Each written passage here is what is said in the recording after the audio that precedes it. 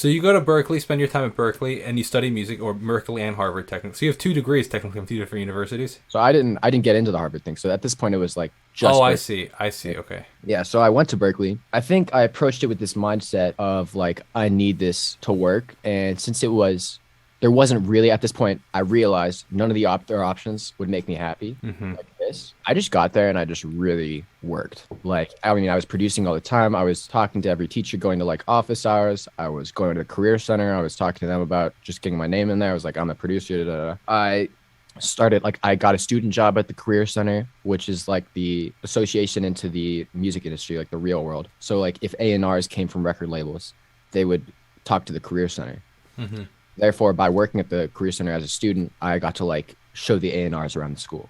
Mm-hmm. And it was like, I mean, anything and everything that I could do. I was working with, I mean, I literally, my policy was to never say no for producing for someone. So if someone reached out and was like, I heard you worked on this song for this student, would you like to, I would just be like, I did literally every project I possibly could. So it just like gradually started to build. And the thing is, I wasn't even good at the beginning, really, you know? But, you know, you kind of just like the mindset, like I was telling myself, I'm a producer. And then you gradually become one, you know, kind of, Yeah.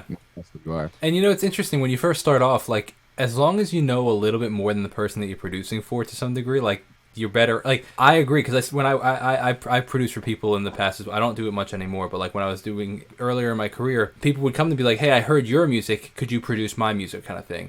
And like, my music was at that time wasn't phenomenal, but it was just because of the fact that I knew more than they did, and they didn't know how to even begin. So they were like, you know, your stuff is better than whatever I could, you know what I mean? So and then you gradually continue just to get better. But those opportunities are what make you better.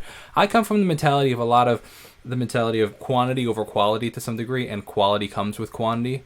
Because, you know, I like to release a lot of music because, one, I feel like it makes me a better songwriter. If I'm writing 100 songs versus if I'm really meticulously doing one song, you know what I mean?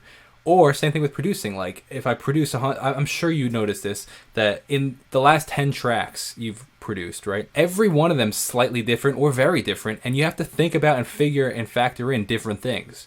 You know, like, because one track might call for a cello, and you got to figure out how to make that cello sit properly.